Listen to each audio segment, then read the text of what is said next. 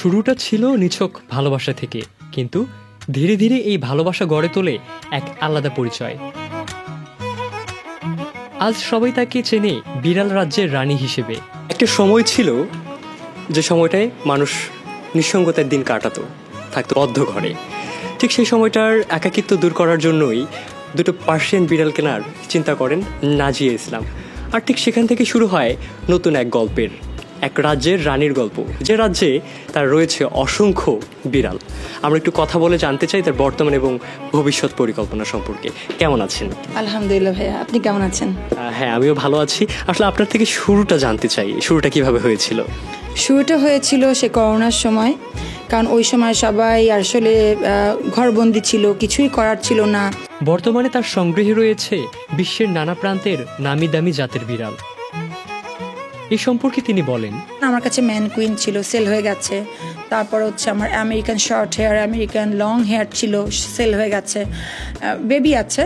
তারপর হচ্ছে আমার ট্যাবি আছে, তারপর ক্যালিকো আছে, হিমালয়ান ছিল, ওটাও সেল হয়ে গেছে।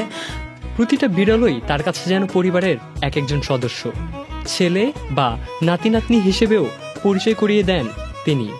আমার তো একটা ছিল, তারপর আমি রোমিওর পরে জুলিয়েটকে কিনেছি, তারপরে ডোরাকে। ওদের বেবি মিলিয়ে কিন্তু 37টা ছিল। এখন আমার 24টা আছে, কারণ ওই যে সেল হয় আবার বেবি হয়। ওদের দেখেন আমার 5টা নাতি হয়েছে। আবার মানুষ যেমন কথা বোঝে, ঠিক তেমনই এই বিড়ালগুলো মানুষের কথা বুঝেন।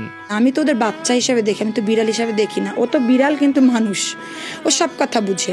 বিড়াল পালনের পর অনেক মানুষের ভাগ্য পরিবর্তনের কথাও বলেন এই বিড়াল প্রেমী নাজিয়া।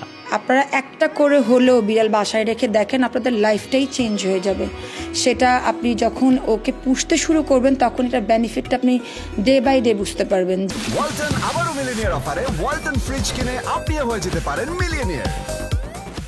বিড়ালের প্রতি ভালোবাসা এখন শুধু নিজের মধ্যে সীমাবদ্ধ নেই, বাণিজ্যিকভাবেও শুরু করেছেন বিড়াল লালন পালন ও বিক্রির কার্যক্রম।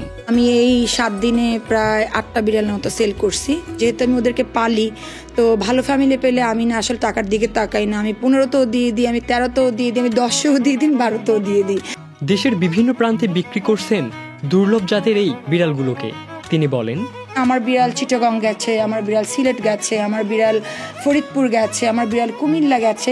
মানুষ শুধু বিড়াল পুষেই থেমে না থাকুক, বরং ওদের যত্ন, খাবার, মানসিক সুস্থতা এসব নিয়ে ভাবুক মানুষদের কাছেই বিড়াল বিক্রি করেন তিনি। আমাকে যদি বলেন, আমি আসলে আগে ব্যাকগ্রাউন্ড জেনে তারপর আমি বিড়াল দিই। এটা যদি কিছু মনে করেন কেউ, আমার সে কিছু করার নাই, কারণ আমি আসলে, ওরা বোবা প্রাণী, ওরা তো বলতে পারে না আমার গরম লাগছে।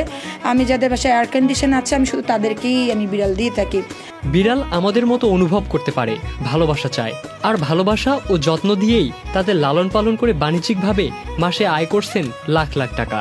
এই সম্পর্কে তিনি বলেন, আমার এই 7 দিনই তো 3 লাখ টাকা হয়ে গেছে সেল। আমি মনে করি সুন্দর একটা পরিবেশ আপনি যদি গ্রামেও, কিন্তু পসিবল, সুন্দর একটা গ্রামে যদি আপনি ঘর উঠে ওদেরকে ওরকম ঠান্ডা ব্যবস্থা করে, ওরকমভাবে আপনি যদি বিড়াল ব্রিড করে আপনি ওইভাবে বিজনেস করতে পারেন, দিস ইজ মানে ভেরি বিউটিফুল বিজনেস আমি মনে করি। শখ থেকে ভালোবাসা, ভালোবাসা থেকে পেশা, আর পেশা থেকে এক অনন্য রাজত্ব। বিড়ালের প্রতি ভালোবাসা যে জীবন বদলে দিতে পারে, তা চোখে আঙ্গুল দিয়ে দেখিয়ে দিয়েছেন নাজিয়া আহমেদ। তিনি শুধু একজন নারী উদ্যোক্তা নন, বরং তিনি এক বিড়াল রাজ্যের রানী। ইবনে সাইদ অঙ্কুর, চ্যানেল আই।